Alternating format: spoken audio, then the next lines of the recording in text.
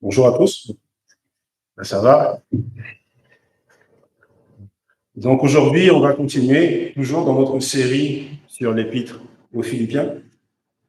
Et aujourd'hui, nous allons nous concentrer sur les versets du chapitre 3, verset 20, au chapitre 4, verset 1.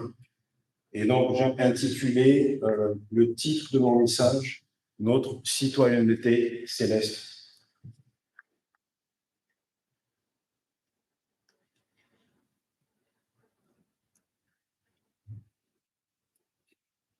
Donc, je vais lire dans la version Nouvelle édition de Genèse, 79. Lisons pour la gloire de notre Seigneur Jésus-Christ. Mais nous sommes citoyens des cieux, d'où nous attendons aussi comme sauveur le Seigneur Jésus-Christ, qui transformera le corps de notre humiliation en le rendant semblable au corps de sa gloire, par le pouvoir qu'il a de s'assujettir toutes choses. C'est pourquoi, mes bien-aimés et très chers frères, vous qui êtes ma joie et ma couronne, demeurez ainsi fermes dans le Seigneur. Mes bien-aimés, parole du Seigneur. Donc, dernièrement, nous avons vu que Paul a souligné l'importance d'avoir des exemples de modèles dans la vie chrétienne, des exemples qui sont à imiter, comme on a aussi des exemples qu'il faut éviter. Et en particulier, il a attiré notre attention sur les caractéristiques qui se manifestent chez les faux docteurs, ceux que nous devons éviter. Les écrits de l'apôtre expriment un principe sous-jacent que nous connaissons, que nous avons vu la dernière fois, c'est-à-dire que notre façon de penser influence notre façon de vivre également. Donc, comment nous pensons, et c'est ce qui implique aussi notre façon de nous comporter, notre façon de vivre au quotidien avec les autres, comme dans la société dans laquelle nous vivons. Cela aussi est vrai pour du faux enseignement que de la vérité chrétienne. Et donc, Paul, ici, essaie de nous indiquer que ceux qui enseignent une fausse doctrine finiront par exprimer des faussetés aussi dans leur vie, dans leur façon de vivre, dans leur façon d'appliquer cette vérité à leur vie. Dans Philippiens 3, 18 à 19, Paul avait souligné 4 de ces caractéristiques-là dans la vie de ces faux docteurs. Donc, premièrement, du fait de leur caractère, ils étaient ennemis de la croix, donc ennemis de l'évangile. Deuxièmement, leur Dieu était leur propre passion. Donc, ils étaient tournés sur eux. C'était des gens qui étaient orgueilleux et c'était ce sentiment-là qui les définissait. Et troisièmement, leur gloire était dans la honte à laquelle ils se livraient. Et enfin, leur avenir était leur destruction. Et donc, dans ce qui suit, dans les versets que nous venons de lire, Paul nous montre qu'à chacun de ces points, la vie des chrétiens s'oppose complètement à leur caractère, à leur Seigneur, à leur gloire à venir et à leur destination finale. Et donc, mon premier point, donc je parlerai du caractère et de l'allégeance des chrétiens. Mon deuxième point, c'est notre gloire à venir. Et mon troisième point, ça sera notre persévérance à marcher dans la vie chrétienne. Donc, sans plus tarder, je pense que j'ai oublié de me prendre de l'eau. Donc, premier point, le caractère et l'allégeance des chrétiens. 1 Pierre 1, verset 1 et 1 Pierre 2, verset 11. Pierre, apôtre de Jésus-Christ, à ceux qui sont étrangers et dispersés dans le port, la Galatie, la Cappadoce, l'Asie et la Bithynie. En fait, c'est des provinces de l'Asie mineure où l'apôtre Paul avait prêché l'évangile. Et on va lire aussi dans 1 Pierre 2, verset 11. Bien-aimés, je vous exhorte comme des étrangers, comme étrangers et voyageurs sur la terre, à vous abstenir des convoitises charnelles qui font la guerre à l'âme. Et l'apôtre Paul nous dit ici au verset 20 que « mais nous sommes citoyens des cieux ». Qu'est-ce que cela signifie? Que nous sommes citoyens des cieux. Que nous, en tant que chrétiens, que nous sommes étrangers de ce monde. Nous sommes citoyens du ciel, mais nous vivons sur terre. Notre véritable demeure est en Christ et dans la présence de Dieu. Et il est aussi important de noter que Philippe était une colonie romaine. Philippe était une colonie romaine. Et elle était régie par le droit romain. Ses habitants portaient l'habit romain. Ils ont utilisé le latin dans leurs documents officiels. Comme ici, on a l'anglais et le français. Eux, c'était le latin. Et plus important encore, les citoyens de Philippe avaient le privilège d'être des citoyens romains. Ils avaient ce même privilège-là d'être des citoyens romains. Donc, vivre à Philippe, mais être citoyen de Rome, vivre la vie romaine en étant absent de la capitale romaine, c'est la caractéristique du chrétien qui vit sur la terre, mais qui est citoyen du ciel. Et qui est uniquement, nous qui sommes uniquement des pèlerins ici, mais que nous avons notre citoyenneté au ciel, nous sommes uniquement de passage et nous aspirons à tout ce qui est céleste. Et nous aspirons à nous retrouver en la présence de notre Seigneur, de notre Dieu.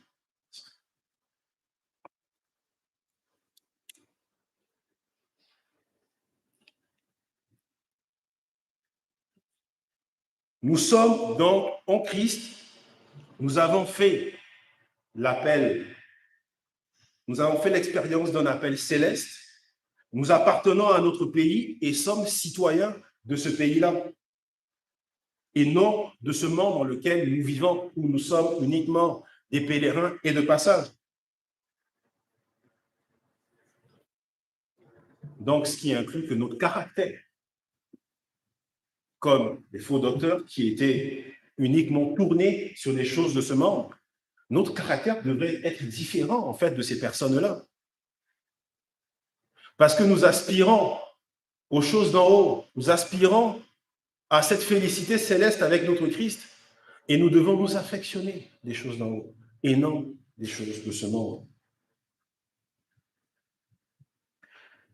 Le chrétien est radicalement changé au moment de son salut. Éphésiens 2, verset 5, nous dit que le changement le plus radical consiste à passer de la mort des offenses et le péché à une vie exclusivement avec Christ.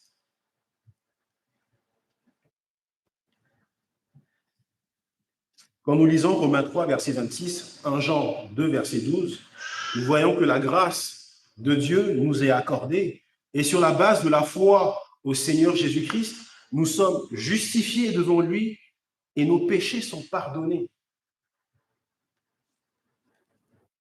Nous sommes justifiés par Christ et il nous pardonne nos péchés. Jean 1, verset 12, nous sommes adoptés dans la famille de Dieu et sommes devenus ses enfants. Donc, Christ nous a justifiés et il nous a adoptés. Nous sommes ses enfants. C'est notre Père. Et il vit au ciel. Mais d'où est notre citoyenneté? Elle est au ciel. Donc, nous recevons également la citoyenneté d'un endroit où nous ne sommes jamais allés. Parce qu'en effet, il y avait des Philippiens qui n'étaient jamais allés à Rome, mais qui étaient citoyens romains. Nous qui sommes jamais allés au paradis, mais par notre Père, par notre Seigneur, qui nous a adoptés. Nous sommes ses enfants. Et notre demeure est avec lui, au ciel.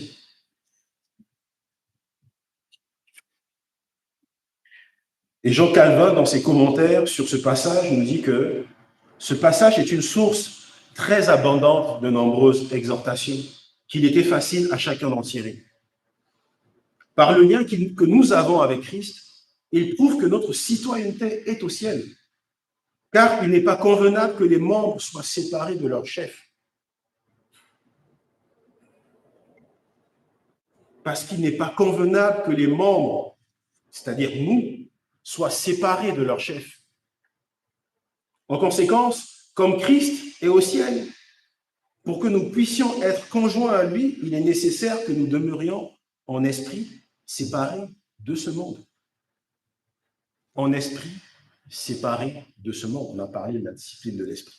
Donc, c'est toute notre quête, en effet, en tant que, disons, pèlerins de ce monde, à nous affectionner, c'est-à-dire à nourrir notre esprit des choses d'en haut. Parce que nous savons qu'ici, nous vivons temporairement et que nous n'apporterons rien avec nous. Tout est éphémère, même si nous voyons qu'il y a tout ce qui est la révolution industrielle, l'évolution des nouvelles technologies qui sont grandissantes. Mais tout cela a une durée limitée dans ce monde. Christ, lui, il est le même hier, aujourd'hui et éternellement. Et nous avons besoin de nous concentrer sur lui, uniquement. Et Jean Calvin rajoute aussi, donc dans Matthieu 6, verset 21, d'ailleurs, là où est notre cœur, là où est notre trésor, là aussi est notre cœur.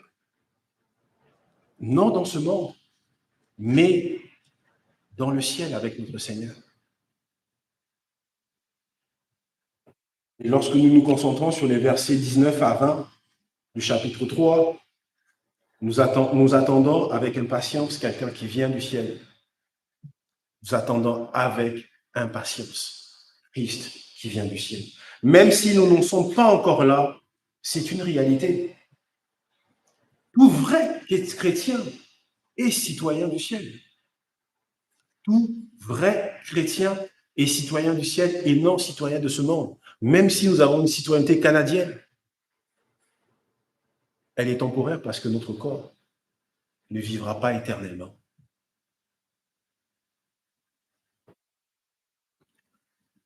Et donc, les Philippiens auraient facilement compris ce concept-là, car il y aurait eu là-bas des citoyens de Philippe et donc aussi des citoyens romains qui n'étaient jamais allés à Rome.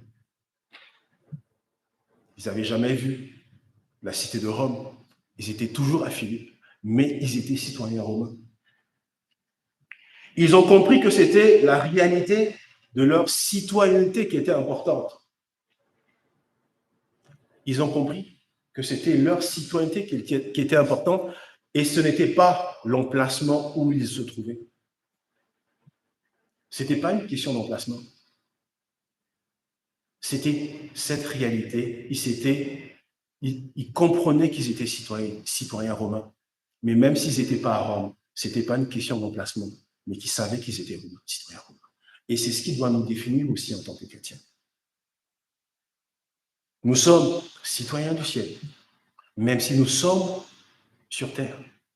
Nous savons que nous allons vivre ici temporairement, mais que notre corps restera, reviendra à la poussière, mourra, sera décomposé. Et nous aspirons à une cité céleste. Et c'est vers là, en effet, que nous allons nous diriger. Et c'est vers là, en effet, que nous nous concentrons. Le but que Paul veut atteindre ici, c'est de nous montrer qu'en réalité, nous sommes citoyens du ciel. Et c'est ça le but de Paul. Que nous n'avons pas à nous affectionner des choses de ce monde. Nos richesses, que ce soit nos richesses, que ce soit la pauvreté dans laquelle on se trouve, la misère de ce monde, tout cela est temporaire. Nous voyons l'inégalité entre les pays. Il y en a qui vivent dans la misère. Il y en a qui n'arrivent même pas à se mettre quelque chose là-dedans. Et le Seigneur nous demande d'avoir cette espérance en lui. Parce qu'il sait de quoi nous sommes faits. Il sait, il connaît nos batailles au quotidien. Et il nous donne la force aussi de passer à travers ces batailles. Mais que nous puissions avoir en l'esprit que nous sommes des citoyens du ciel et que notre demeure ici est temporaire. Avoir cette citoyenneté céleste est une conséquence pragmatique de notre rôle et de notre rapport avec cette vie que nous avons ici, sur Terre. Parce que notre allégeance principale est au ciel. En tant que chrétien, notre allégeance est envers notre Dieu. Et il est au ciel. C'est pourquoi, bien que nous ne soyons pas citoyens d'un pays et que nous aimons notre pays sur terre, nous ne pouvons pas obéir à une loi qui va contre les commandements de notre Dieu. Si dans un pays, on vote des lois pour exterminer les gens, la parole de Dieu nous dit quoi? Tu ne tueras point.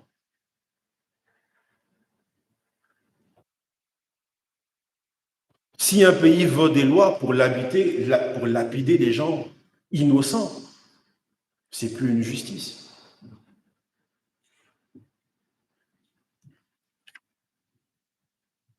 Et cela doit être vrai pour chaque chrétien. Quelle que soit la nation dans laquelle nous vivons, comme Pierre l'a dit au Sanhédrin dans Acte 5, verset 29, nous devons obéir à Dieu plutôt qu'aux hommes. Mais il y a un contexte aussi, je reviens, quand il dit qu'il faut obéir à Dieu qu'aux hommes. Et ce changement d'allégeance est l'une des raisons pour lesquelles les chrétiens, bien que des citoyens, à tous autres égards, sont persuadés par des gouvernements totalitaires de les obéir.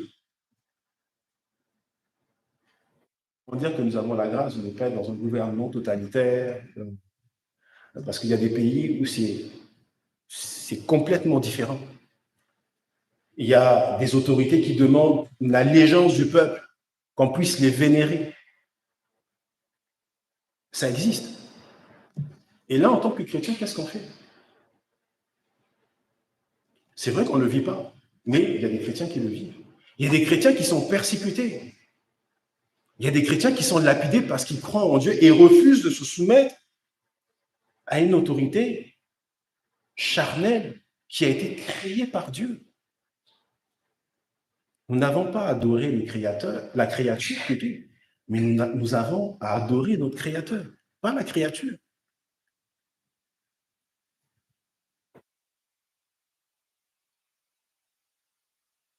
Quel est notre rôle en tant que chrétien face aux autorités de ce monde? Intéressant. En tant que citoyen du ciel, nous dealons avec ce qui se passe dans ce monde. Mais quel est notre rôle en tant que chrétien, en tant que citoyen du ciel aux autorités terrestres? Nous allons le voir dans le chapitre 24 de notre confession de foi, le paragraphe 3, mais je vais lire les deux paragraphes, les trois paragraphes plutôt. Chapitre 24.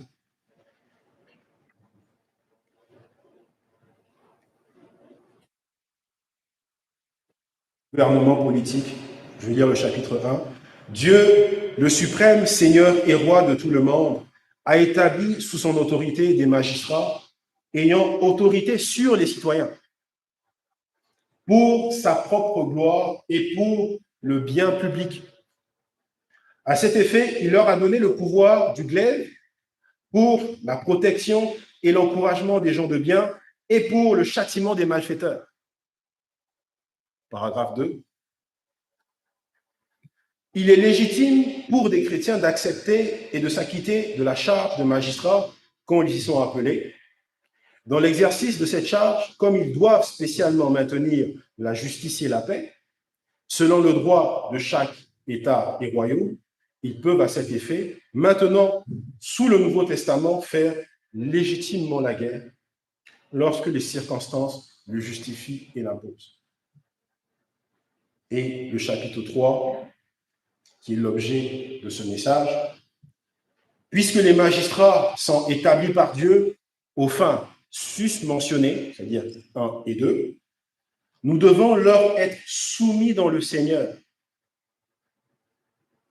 en toute chose légitime, qui leur donne, non seulement par crainte de la colère, mais par motif de conscience. Non pas par crainte de la colère, mais par motif de conscience. Nous devons faire des supplications et des prières pour les rois et pour tous ceux qui occupent des positions d'autorité, afin que sous eux, nous puissions mener une vie tranquille et paisible en toute piété et honnêteté. Il y a des versets bibliques qui se rattachent à ces paragraphes. Et sur le paragraphe 3, je me basais uniquement sur 1 Pierre 2, verset 13 au verset 17. Il nous dit « Soyez soumis à cause du Seigneur à toute autorité établie par les hommes, soit au roi comme souverain, soit au gouvernement comme envoyé par lui pour punir les malfaiteurs et pour approuver les gens de bien. Car c'est la volonté de Dieu qu'en pratiquant le bien, vous réduisez au silence les hommes ignorants et insensés. » Donc, on voit que c'est une question de témoignage aussi par rapport aux autres. Étant libre, sans faire de la liberté un voile qui couvre la méchanceté, mais agissant comme des serviteurs de Dieu. Honorez tout le monde, aimez les frères, craignez Dieu, honorez le roi. On ne demande pas de désobéir au roi. C'est vrai que nous avons notre première allégeance à Christ, mais nous devons être soumis aux autorités qui nous gouvernent. Et j'ai pris des passages de l'exposition de Samuel Waldron, en fait, sur la 1689. Et nous voyons en effet qu'à partir de ces lectures, que le chrétien a un devoir de soumission et d'intercession envers les autorités. Donc nous pouvons simplifier le devoir des chrétiens envers les gouvernements en deux catégories. Donc, la première, la soumission envers les autorités. Deuxièmement, la prière envers les autorités.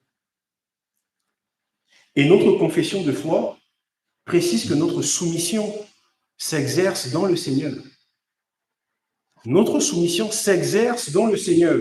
Et non seulement par crainte de la colère, mais par motif de conscience. Donc, autrement dit, que notre amour et notre soumission pour le Seigneur sont la raison première de notre soumission envers les autres. Notre amour pour le Seigneur et notre soumission à son égard sont la raison première de notre soumission aux hommes. Ce n'est pas par crainte de colère, mais c'est par amour et soumission au Seigneur.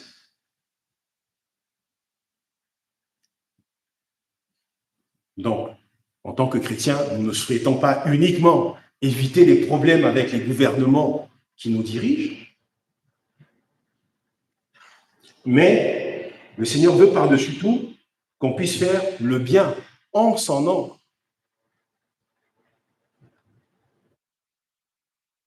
Nous allons lire Colossiens 2, 22, 24.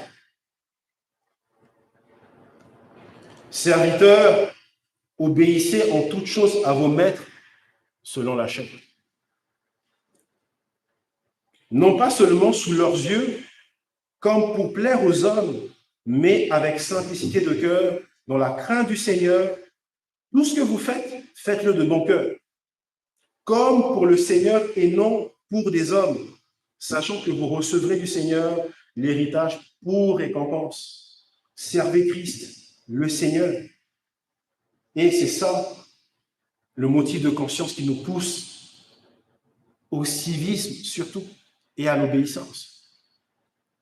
Nous n'avons pas à manquer de respect à tout bout de champ, à tout le monde. Mais le Seigneur nous demande d'avoir une attitude aussi envers, un civisme envers ceux qui nous gouvernent, envers les autorités.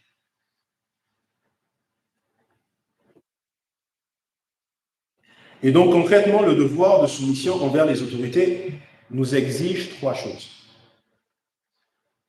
Donc, nous devons premièrement honorer ces personnes qui sont en autorité.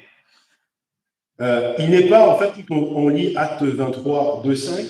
Acte 23, 2, 5, je vais le lire. Acte 23, versets 2 à 5. Le souverain sacrificateur Ananias ordonna à ceux qui étaient près de lui de le frapper sur la bouche. Alors Paul lui dit, Dieu te frappera, muraille blanchie. Tu es assis pour me juger selon la loi et tu violes la loi en ordonnant qu'on me frappe. Ceux qui étaient près de lui dirent, tu insultes le souverain sacrificateur.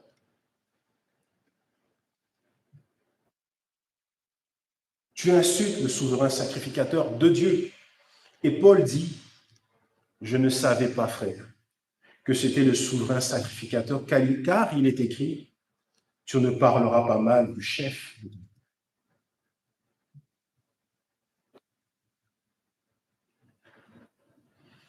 Et donc, il n'est pas suffisant d'honorer la fonction, mais de respecter également la personne qui l'occupe. C'est la parole de Dieu qui nous le dit. Pas uniquement de respecter la fonction, mais également la personne qui l'occupe. Aucune injure ni insulte envers les autorités, même s'il y a des tyrans, n'est acceptable de la part des chrétiens. Aucune insulte. C'est notre témoignage en tant que chrétien. Aucune insulte, aucune injure. Et lorsque nous lisons Luc 13, 31 à 32, ce même jour, quelques pharisiens viennent lui dire, va-t'en, pars d'ici, car Hérode veut te tuer. Il leur répondit, allez et dites à ce renard, parce qu'il utilise le terme renard, parce que le renard, c'est un assassin. Le renard c'est-à-dire qu'il va vous dévorer, il va en faire une bouchée.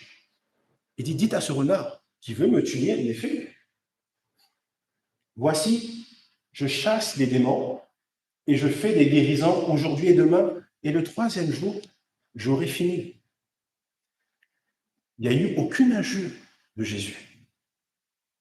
Il n'y a eu aucun manque de respect, alors qu'il s'adressait aux pharisiens.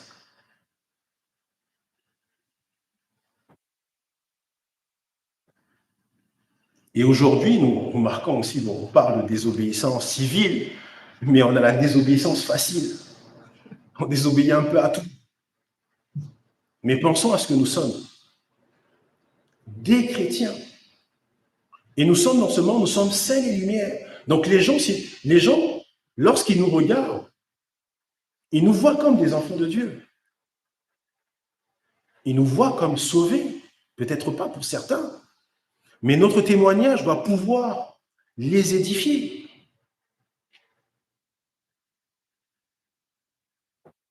Deuxièmement, il faut payer les taxes et les impôts.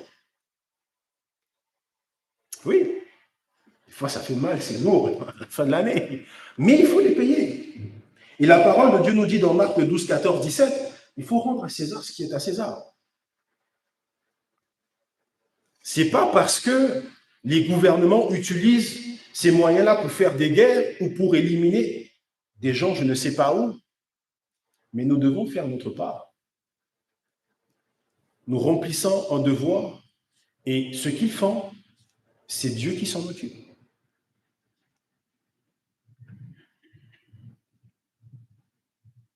La soumission volontaire à ce devoir ne nous rend pas complices de ce que ces gouvernements-là font avec notre argent.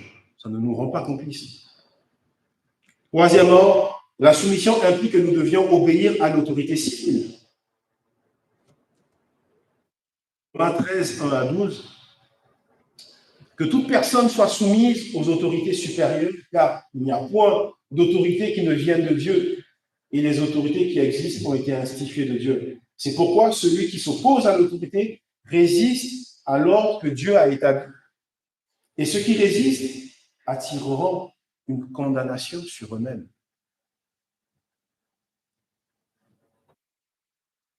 transgresser les lois d'un pays, enfreindre des règles qui nous sont légitimement imposées par une autorité, constitue une désobéissance envers Dieu. C'est la parole de Dieu qui nous dit.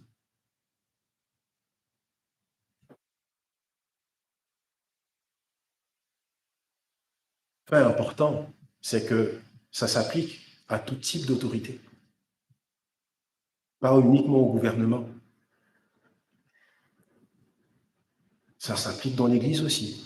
Ça s'applique aussi où je travaille. Est-ce que je me mets à insulter mon supérieur, mon boss, parce que je n'aime pas sa tête? Ou parce qu'il n'est pas chrétien? Non. Toute autorité instituée par Dieu doit être respectée, honorée. On ne demande pas de les adorer. Non, ce n'est pas de les adorer. Parce que là, ça devient illégitime. C'est tout autre chose. Respecte la fonction, on respecte les personnes. On ne demande pas de les... La parole ne nous demande pas de les adorer. C'est Dieu en premier que nous adorons.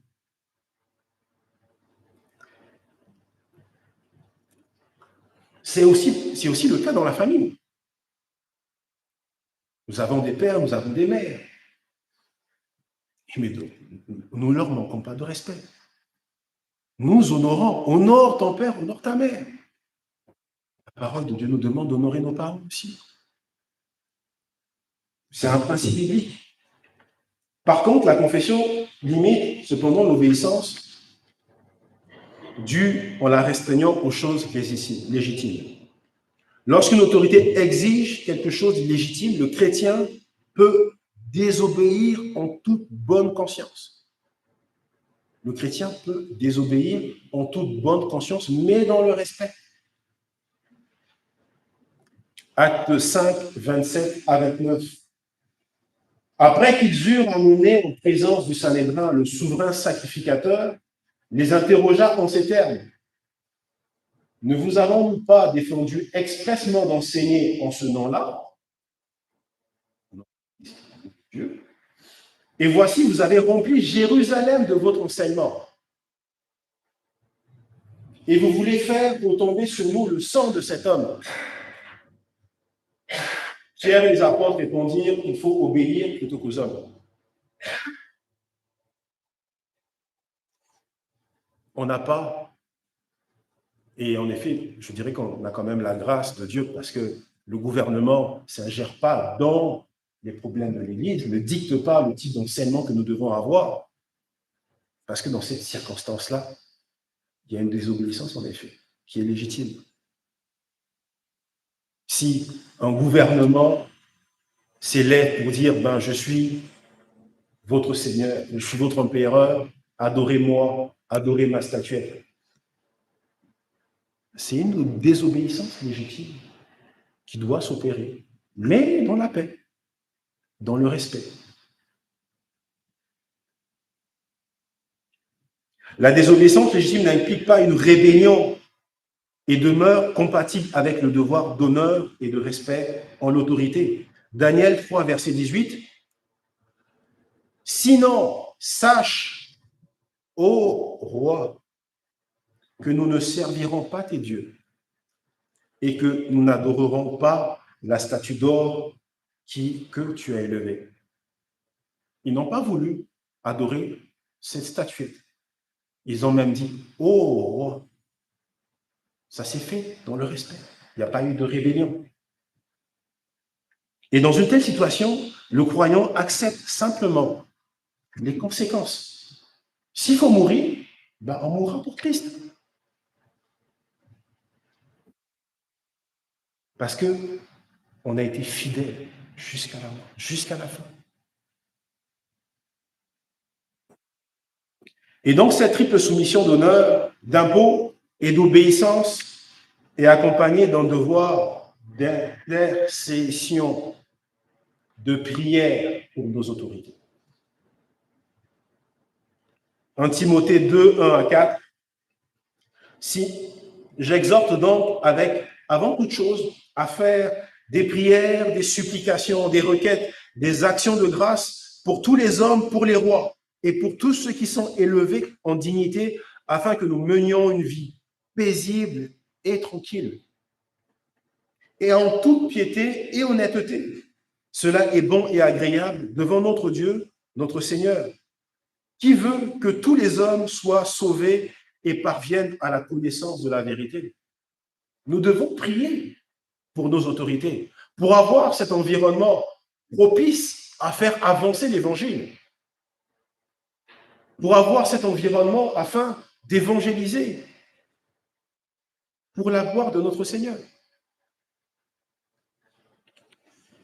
Donc les chrétiens prient d'abord pour le salut de ceux qui les gouvernent, comme Daniel qui appelait Nebuchadnezzar à la repentance, dans Daniel 4, verset 27, ou Néhémie qui souhaitait la vie éternelle à son souverain, dans Néhémie 2, verset 3, ou encore l'apôtre Paul qui cherchait à convertir les magistrats qui étaient chargés de l'examiner, dans Actes 26, 27 à 29. Et Paul sollicitait la prière de l'Église. Dans Éphésiens 6, 19 à 20 et même dans Actes 23, 11, il sollicitait ardemment la prière de l'Église afin qu'il puisse rendre témoignage de l'Évangile, que ce soit sur la place publique et même dans les tribunaux. Il demandait des prières. Et c'est ce que nous devons faire, prier pour nos autorités. Prier pour ceux qui nous gouvernent, afin qu'on ait un environnement sain, paisible, propice pour l'avancement de l'Évangile.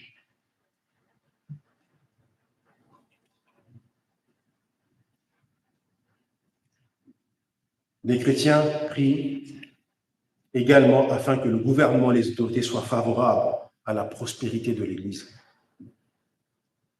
Paul voit un lien direct entre la prière, on le voit dans 1 Timothée 2, 1 à 4, il voit un lien direct entre la prière, donc pour tous ceux qui sont élevés en dignité au verset 2, et le salut de tous les hommes au verset 4. Donc pour tous ceux qui sont élevés en dignité et pour le salut de tout un chacun, de tous les hommes. Et ce salut dépend de la quiétude dont jouit l'Église pour progresser dans son mandat missionnaire. Nous avons besoin de cette quiétude-là. Nous devons prier ardemment pour avoir cette paix, cette tranquillité. Nous avons eu des épreuves, comme la pandémie, mais apprenons, ne critiquons pas forcément, mais apprenons de ce qui s'est passé et ce qui s'est passé dans l'Église aussi. Apprenons de ça. Demandons la sagesse au Seigneur. La direction, c'était quelque chose d'inattendu, que personne n'avait vécu. Mais demandons le discernement au Seigneur.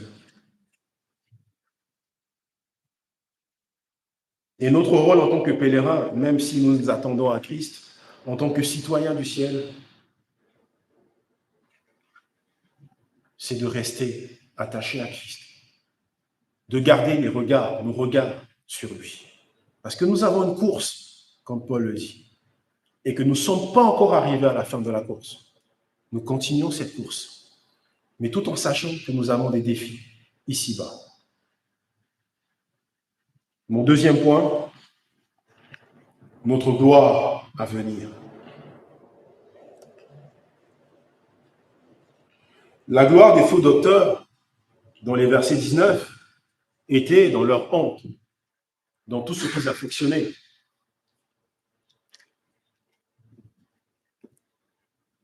En revanche, en tant que chrétiens, nous nous attendons impatiemment que tout ce qui est honteux cède la place à la gloire. Jésus-Christ, comme on le voit au verset 20, viendra du ciel comme notre sauveur. Jésus vient comme notre sauveur. Notre espoir est en lui et non dans les choses de ce monde. Notre espoir est en lui et non dans les choses de ce monde perverti.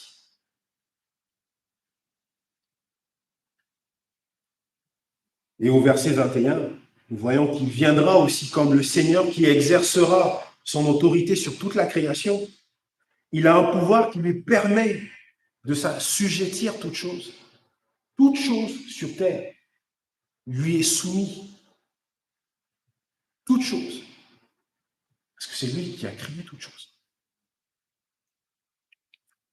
De même que nous avons porté l'image de l'homme poussière, nous porterons aussi l'image de l'homme du ciel. Nous serons tous changés en un instant, dans un clin d'œil, à la dernière trompette. Et en Corinthiens 15, 49 nous dit, car la trompette sonnera, les morts ressusciteront impérissables et nous serons changés complètement. Nous avons un avenir auquel nous pouvons nous appuyer. Un avenir où tout sera glorieux. Un avenir où nous aurons cette place avec notre Père, à côté de lui. Nous serons comme le Christ, comme nous voyons au verset 21, car il transformera notre corps pour qu'il soit comme son corps glorieux. Alors, notre salut sera complet. Notre salut sera complet. Notre sanctification qui est progressive ici-bas sera achevée, terminée, définitive. Et Jean Calvin nous dit sur ce passage que du début à la fin, le salut est un processus qui nous transforme à la ressemblance de Christ. Au début, cela implique d'être né céleste dans sa famille, voire Jean 3. Tout au long de notre vie, les grâces du Christ se reproduisent de plus en plus en nous. Maintenant, Paul arrive à une conclusion stupéfiante. Ce corps humble, fait de la poussière de la terre, affaibli par le péché et la maladie, sujet à la honte de la mort et de la désintégration, sera transformé par le Christ lorsqu'il relèvera de la poussière. Ce qui est semé et périssable sera transformé par le Christ. Ce qui a été levé sera impérissable. Et donc, Paul ici incite encore les Philippiens à élever leur esprit. Et par la même occasion, il nous incite aussi à élever nos esprits, à ne pas voir à notre personne, à notre état de pécheur, mais à regarder à lui uniquement, à la gloire à venir. D'où donc espérer la restauration. D'où donc espérer notre restauration, si ce n'est que du ciel et de l'auteur de la venue de Christ Jésus, notre Sauveur. Tout de nous doit aspirer au ciel et à une communion parfaite avec Christ. Et nous devons nous contenter en ce moment de notre adoption, de nous contenter de notre citoyenneté du ciel et d'avoir cette espérance en Christ, parce que nous savons qu'il vient, qu'il revient bientôt pour nous.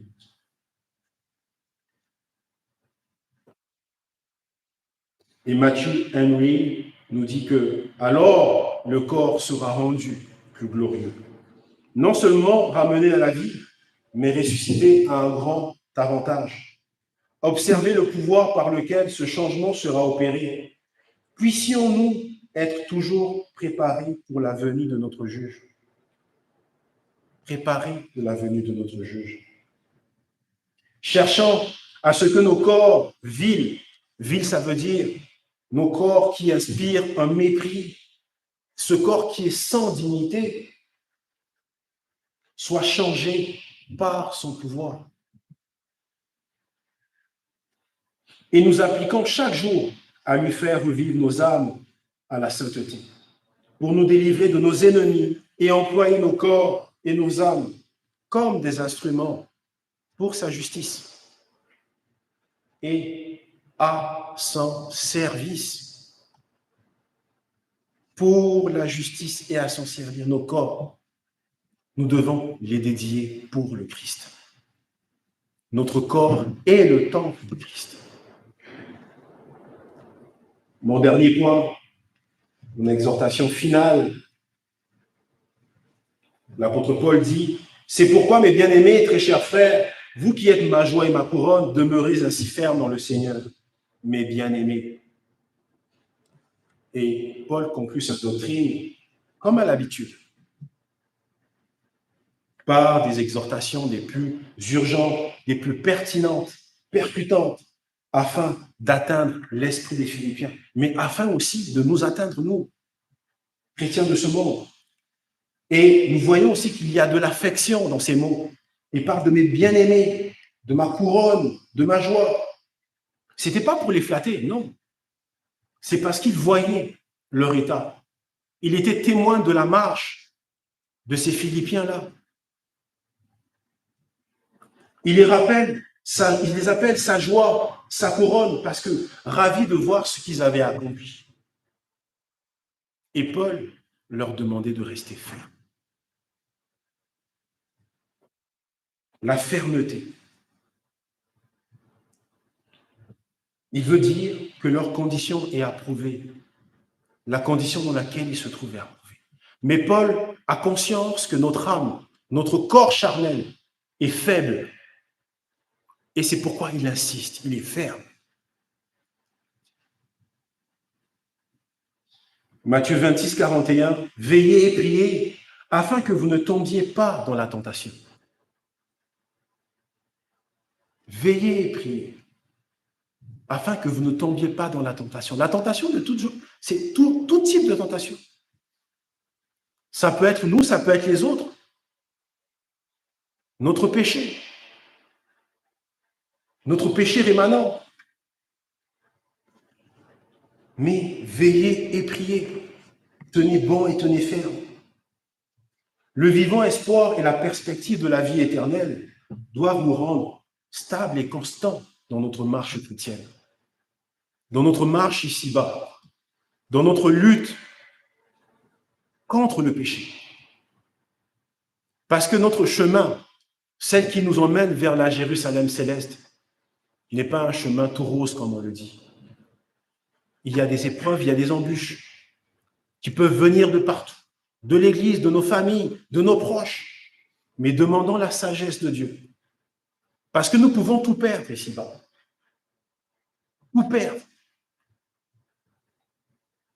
Je suis convaincu qu'un jour, je perdrai mon épouse et mes enfants. Dieu soit loué. J'aurai mal, j'en souffrirai. Gloire à Dieu. Il a donné, il a repris. Mais nous devrons avoir un focus sur notre cité céleste, notre communion avec Christ, à cette félicité que nous aurons dans sa demeure. Et donc, en conclusion, il y a un avenir avec Christ, frères et sœurs. Nous avons un avenir glorieux avec notre Dieu. Ceux dont l'esprit est fixé sur les choses terrestres, comme nous le voyons au verset 19, ne vivent que pour le présent, ne vivent que pour eux. C'est le moi qui les anime, l'orgueil qui les anime. Ils ne vivent pas pour Christ, mais ils vivent uniquement pour eux, pour assouvir leurs désirs, pour satisfaire leurs pulsions. Ils ne connaissent ni la satisfaction dans cette vie, ni l'espoir d'une vie, d'une vraie joie dans le monde à venir.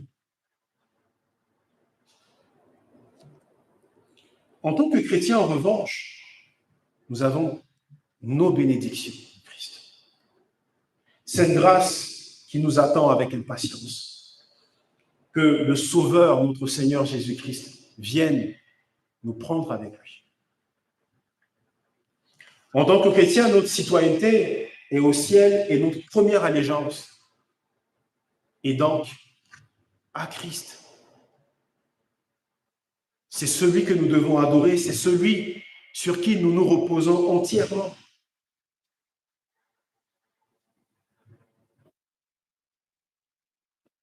Parce que notre citoyenneté au ciel, nous avons aussi une espérance qui transcende tout ce qui est terrestre.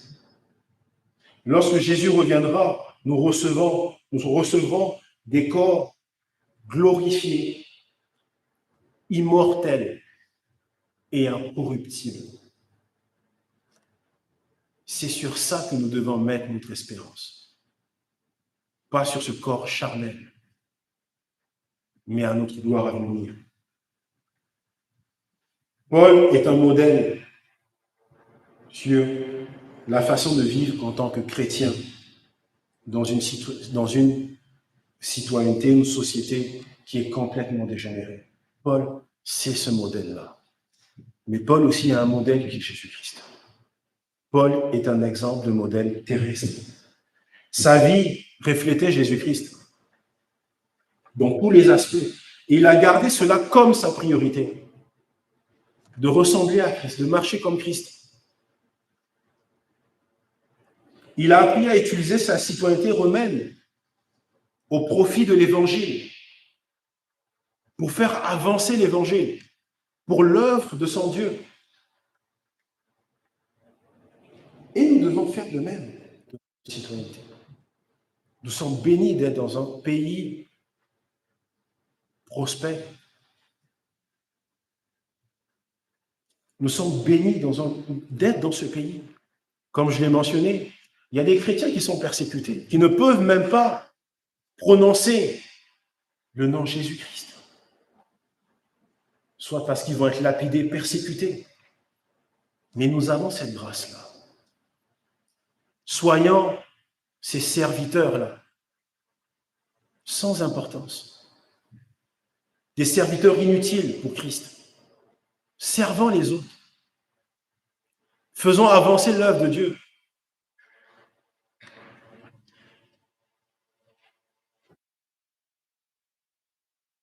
En fin de compte, il s'agit pour nous d'appliquer Galates 2, verset 20 à notre vie personnelle. Galates 2, 20. J'ai été crucifié avec Christ. Et si je vis, ce n'est plus moi qui vis, c'est Christ qui vit en moi. Si je vis maintenant dans la chair, je vis dans la foi au Fils de Dieu, qui m'a aimé et qui s'est livré lui-même pour moi.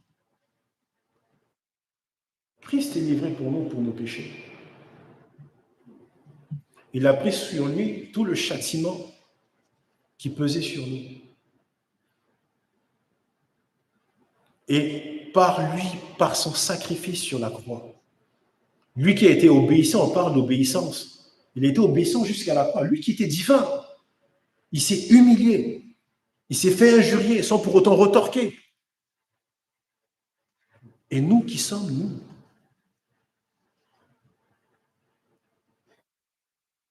qui sommes-nous?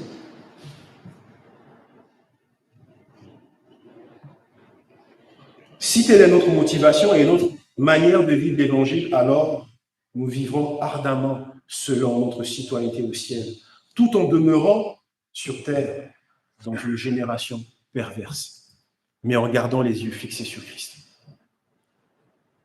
En gardant les yeux fixés sur notre citoyenneté céleste. Nous pourrons également profiter pleinement de notre citoyenneté terrestre pour faire progresser l'Évangile et la justice et la gloire de notre Dieu. Comme Jésus l'explique dans Jean 16, 33, même si nous savons que nous aurons des tribulations dans ce monde, nous prenons courage et avons la paix. Parce que lui, il a vaincu le monde. Christ a vaincu le monde. Nous n'avons pas à avoir peur. Nous pouvons marcher avec assurance que Christ est avec nous. Et nous nous attendons à sa gloire à venir. Parce que nos corps seront glorifiés, sanctifiés dans sa gloire. Et pour finir, Apocalypse 3, verset 11. Je viens bientôt. Je viens bientôt. Retiens ce que tu as, afin que personne ne prenne ta couronne. Retiens ce que tu as, afin que personne ne prenne ta couronne. Amen. Prions. Seigneur notre Dieu, merci pour ce message. Merci parce que tu nous connais en tant que pécheurs éternels. Tu connais l'état de nos cœurs, l'état de nos âmes. Tu sais à quoi nous aspirons, Seigneur, ici-bas. Je te demande pardon, Éternel, pour ce que nous sommes. Je te demande pardon pour notre orgueil, pour notre misère, Seigneur. Pardon pour notre péché qui nous mine profondément des têtes de la tête jusqu'aux pieds, Seigneur. Pardon pour notre corps corrompu, ce cœur-là qui médit, ce cœur qui insulte, ce cœur qui maltraite, ce cœur qui manque de révérence éternelle face aux choses que tu as instituées, aux personnes que tu as établies, Seigneur. Nous nous reconnaissons tous là-dedans, Seigneur. Nous te demandons pardon. Seigneur, je te prie de nous donner cette humilité de Christ, que Christ avait. Impressionnant parce qu'il a vécu tout type de choses. Il a vécu le rejet, Seigneur. Il a vécu la misère éternelle. Il a vécu le châtiment, la mort, une mort des plus atroces sur la croix. Alors qu'il était Dieu, Seigneur. Il a accepté de vivre tout seul. Nous te prions, Seigneur, de faire de même, afin que nous puissions travailler sur nous, Seigneur, à imiter Christ, à l'avoir comme étant modèle, Seigneur. Que ce que nous puissions lire dans la Bible, que nous puissions l'appliquer dans nos vies aussi, au quotidien, Seigneur. Que nous puissions mettre en pratique ta parole dans nos vies, dans notre vie sur terre, autour de nous, dans nos familles respectives, Seigneur, dans nos emplois et envers tous ceux avec qui nous interagissons, Seigneur. Seigneur, merci pour tes promesses. Merci pour cette gloire qui nous est réservée dans les cieux éternels. Merci pour notre citoyenneté céleste, Seigneur. Donne-nous cette foi, que nous puissions toujours nourrir cette espérance, cette glorieuse espérance de nous retrouver avec toi, où notre sanctification sera définitive, Seigneur. Nos corps seront changés complètement pour ta gloire, Seigneur. Seigneur, nous te demandons de nous donner la sagesse, ta sagesse, Seigneur, ton intelligence, de ne pas avoir nous comme centre d'intérêt, mais d'avoir ton service, ta parole, ton œuvre comme notre centre d'intérêt éternel. Donne-nous la force, le courage d'avancer et de courir cette course afin d'arriver à la ligne d'arrivée avec toi, pour ta gloire. Et en ton nom, j'ai prié. Au nom de Jésus. Amen.